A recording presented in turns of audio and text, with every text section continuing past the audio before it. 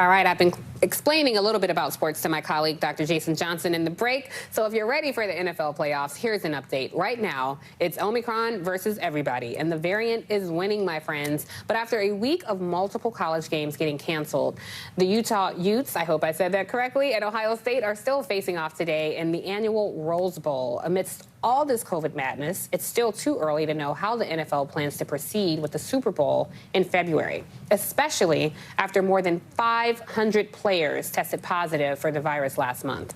Joining me now is Howard Bryant, senior writer at ESPN.com and ESPN the magazine, and he's the author of Full Dissidence. So happy to have you with me this morning, Howard. I'm joined by your friend, my nemesis, Dr. Jason Johnson. Greetings and happy New Year to you. Happy New Year to both. Thank you. I was reading an article in the Post, and it essentially said that COVID is giving some teams a competitive advantage because so many players have tested positive for the variants. What's your take on that? Do you think that's accurate? And is there anything the NFL can be doing to get ahead of so many of these players testing positive? Yeah, I just think it's a mess. I think it's a total mess no matter how you look at it. I think on the one hand, you can look at it and say, well, some teams are getting a competitive advantage because you're not playing against full rosters. And I think we're going to have this conversation in terms of whether these games really reflected the best teams for the last couple of years and also going forward. But also look at the Minnesota Vikings. They need this game tomorrow against the Packers, and there they go with their anti-vax quarterback. Kirk Cousins is not going to be on the field because he tested positive. It was only a matter of time before this happened. And so to me, I don't know if you look on balance if someone's getting an advantage as much as you look at it and say, we're going to look back at this period as a period of absolutely no rules, and we'll just have to remember which teams had real rosters and which teams didn't. Wow. Howard, and I want to continue with this because this is something you and I have talked about in the past on my podcast and something I scream about online a lot. Whenever I look at the NFL, it's not just a sport to me. I also look at it as a labor issue. And I noticed, and I don't know if you saw this as well, but the NFL basically announces 2 weeks ago, yeah, you know what? Even though these players are a bunch of millionaires and they make billions of dollars for us, we're not going to test unless somebody is symptomatic, essentially doing away with consistent testing throughout the teams. And then we see the CDC under pressure from the business sector basically saying, you know, you can quarantine for 5 days instead of 10 days. From a labor standpoint, how is COVID affecting the relationship between the team's union and the owners of the teams? Well, Jason, it's enormous. And the reason why it's enormous is because, number one, we've talked about this with sports for decades. Whenever there's been a national crisis, we use sports to keep everybody calm, to give you a sense of normalcy. Sports has totally dropped the ball in the pandemic. I mean, sports has not covered itself in any sort of glory whatsoever. And they decided months into 2020 that the show is going to go on.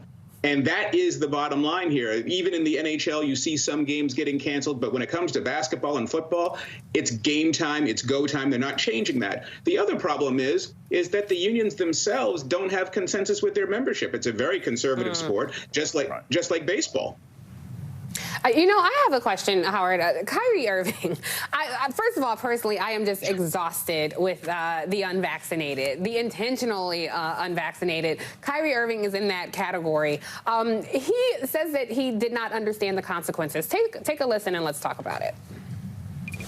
I knew the consequences. I wasn't prepared for them by no stretch of imagination. You know, coming into the season, I had my thought process on being able to be a full teammate and a full-time teammate and just go out and have fun and provide, you know, a sense of a great brand of basketball out there. But unfortunately, it didn't happen like that. Things happen for a reason, and now we're here, and I'm just grateful for this. I mean, this is so wild to me. One, New York obviously has a vaccine mandate. And two, KD, that's Kevin Durant, Jason, he's immunocompromised. So these two playing together seems like it would be a conflict. What's your thoughts? Well, no, they came in to play together. And, Tiffany, it's got to be really difficult for you having to carry Jason on these segments. It's exhausting. I mean, it's got to be really difficult because this whole thing, this New Jersey, this Brooklyn Nets super team was created by Kyrie Irving with Kevin Durant and James Harden. And they've got to be looking at this going, we came here for you. And so now that we get into January, and we're not sure because it's the Wild West in basketball as well, maybe Kyrie Irving actually wins because he's going to be on the court. So once again, all of this as it plays out, the NBA has decided that we're going to wing it. I'm waiting for Larry Bird and Kareem to get 10-day contracts. And Howard, when you were talking about sort of within the sport, sometimes there's a conflict. I'm wondering, have players begun to become aware of how catching COVID can harm them? I'm a Seahawks fan. Tyler Lockett caught COVID, so they're just not. They're still like, we're trying to push even though you have players like the Boston Red Sox, Eduardo Rodriguez 2 seasons ago got myocarditis. I mean, you're a professional world-class athlete. Now you've got heart issues. But the argument with the players is that we are the best conditioned people in the world, and they're following whatever orthodoxy that they are going to be the ones who get through this. And so that's going to be another story over the years when we find out how many of these athletes have suffered from the effects of COVID and playing through this. And once again, there's a difference between effect and damage. We're feeling the effect right now, but the damage of all of this, it's going to be an ongoing story for years to come. Yeah, I think you're right. And I have questions about All-Star Weekend and Super Bowl, so please don't go anywhere, Howard. We'll continue our discussion right after the break. All right, welcome back. Howard, I wanted to ask you about NBA All-Star and the Super Bowl. So I remember last year when All-Star happened, it was in Atlanta, and the players were in the bubble, but there were a lot of parties, a lot of the clubs were being promoted. Same with Super Bowl. It's happening just down the road from the Rose Bowl in L.A. I haven't seen any news about protocols, if people in the stadium will have to show that they're vaccinated. And with the fake vax cards, we don't even know if we can, trust that honor system as well. What's your take? Like, how will COVID impact these gatherings from a player perspective, from the staff perspective, and from the participants who are there as spectators?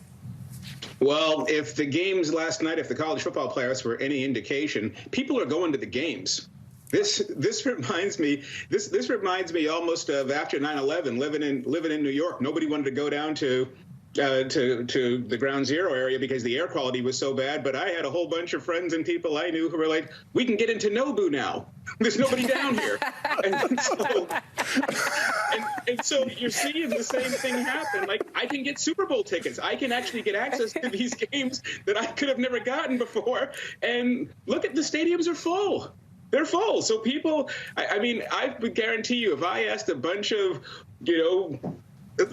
really science-heavy people who are huge sports fans, would you go to the Super Bowl at a discounted ticket or even just to have access? They'd say yes. As for the teams, I think that the teams are going to have to be really, really good on this because we know there's going to be at least one guy who was out partying or who was out where they shouldn't have been and maybe cost their team a chance to win. Somebody is going to end up not on the field during this because it seems like this Omicron spike is still going to be with us by the time you get to late January, early February, come Super Bowl time. So you got to watch out for this. I can't imagine not having that both Super Bowl teams are going to have full rosters.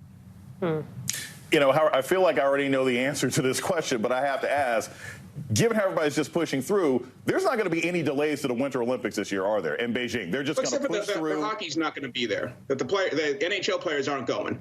But once again, the key here is going to be, one, They decided to soldier on before. I think they're going to do it now. I think the only gap is going to be testing protocols against what the United States feels is an appropriate testing protocol against what the Chinese are saying. So it'll be really interesting to see who gets prevented from playing. But the one thing that we know is that they are not going to stop. They're going to adjust as like with everything else. There's not going to be any stoppage, I don't think.